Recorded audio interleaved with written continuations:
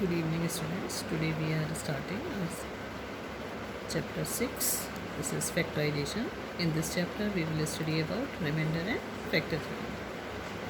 So before starting the chapter, just a fast recap of some terms related to this chapter. So you know that any expression in this form is known as polynomial in variable x. As you can see here, we are using only one variable here. Now we can denote any polynomial like symbols fx, gx, hx, etc. And the degree of polynomial we can consider like highest power of x. Now here we are doing the types of polynomials. We are considering the types depending upon degree. So first one is linear polynomial. In this polynomial, the maximum or the highest power of the x is 1. So linear polynomial are those polynomial which are having degree 1. This is the example of linear polynomial. Now the quadratic polynomial. In this polynomial, we have the highest degree 2. This is the example for the quadratic polynomial. You can see here the highest power of x is 2. Now the third type is cubic polynomial. In this polynomial, we have the degree 3, and this is the example of cubic polynomial. Now our next term is division algorithm. So this is our division algorithm. This is fx is equals to gx multiplied by qx plus rx.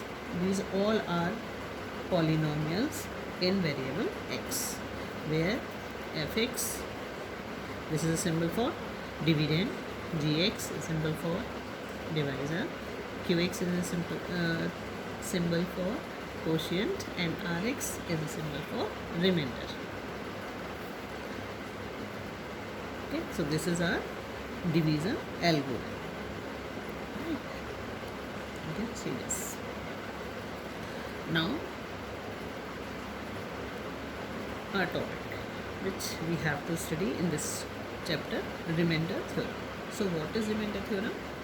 This is the statement for this theorem is if any polynomial is divided by any monomial, right? It is monomial, then we can get remainder in this form. Like if fx is divided by x minus a, then remainder is equals to fa, where fx is any given polynomial and x minus a, it is given monomials. These two things, these two polynomials, this is polynomial of any degree and this is monomial. These two are given, and we can find the remainder by putting the value of x in this polynomial. So what to do to find the remainder? To find the remainder, just putting x minus a, the monomial given in the question, equals to 0. Then we get the value of x. Okay. Then we have to put this value of x, in given polynomial. So we have to put the value of x in fx. Then we get the required remainder is equals to fa. Now you can understand this by an example also. So it is given like using remainder theorem, find the remainder on dividing this polynomial by this monomial. So we have given a polynomial and a monomial both. Right? Now I am assuming this polynomial is, let fx is equals to 3x square plus 5x minus 11. Now taking this monomial equals to 0.